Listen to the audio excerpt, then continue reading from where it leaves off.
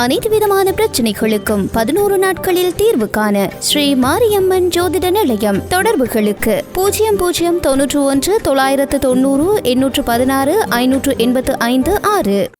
பக்தி ஒளி நேரலுக்கடியில் கோவிந்த பட்டரின் கோடானு கோடி நமஸ்காரம்.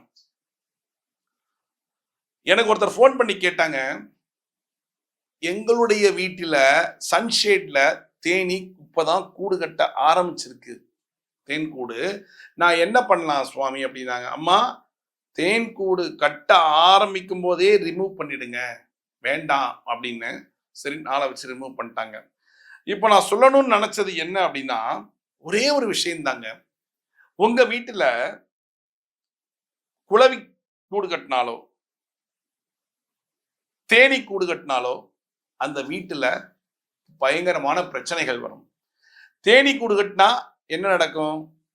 வீட்டுல எந்த வித, அதாவது வீட்டுல இருக்கிறவங்க சிதறி சின்ன பின்னமாய் போயிருவாங்க. என்னன்னே தெரியாது. பையன் எங்கேயோ போயிடுவான், அம்மா அப்பாவோட கான்டாக்டே இருக்காது, பொண்ணு கல்யாணம் பண்ணி போனது திரும்பி வராது, அங்க பிரச்சனைகள் ஆரம்பிச்சிடும், ஹஸ்பண்ட் ஒய்ஃப்குள்ள சண்டை வரும், ஏகப்பட்ட சண்டை வரும். அதனால தேன்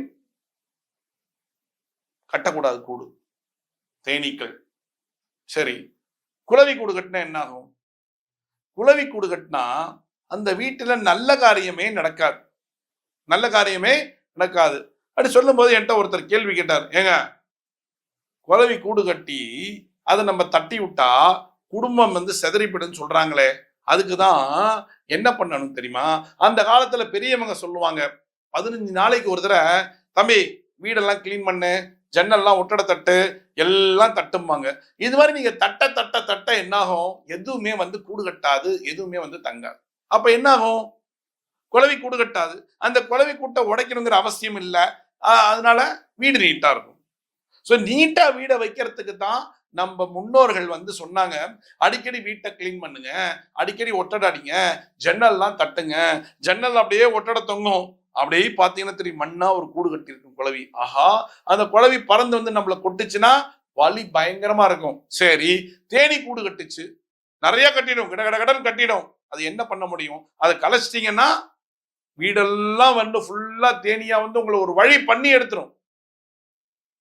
அப்ப தேனி கூடு கட்டுறதுக்கு முன்னாடியே வீட்டை கிளீன்லாம் பண்ணிட்டா எதுவுமே வராது. கொஞ்சோண்டு கட்டும் போதே நம்ம தட்டிடுவோம், ரைட்டுங்களா?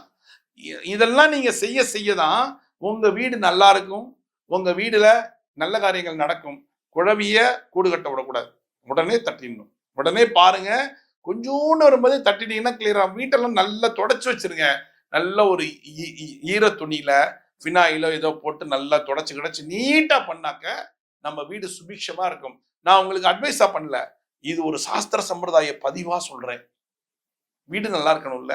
வீட்டுல இருக்கிறவங்க எல்லாம் சின்ன பின்னமா போயிட்டா கதி தெரியாம போயிடுவாங்க, எங்க போனாங்கன்னே தெரியாது. ஏங்கிறது கண்டுபிடிக்கிறதுக்கே உங்களுக்கு 1 வருஷம் ஆகும். ஏன்?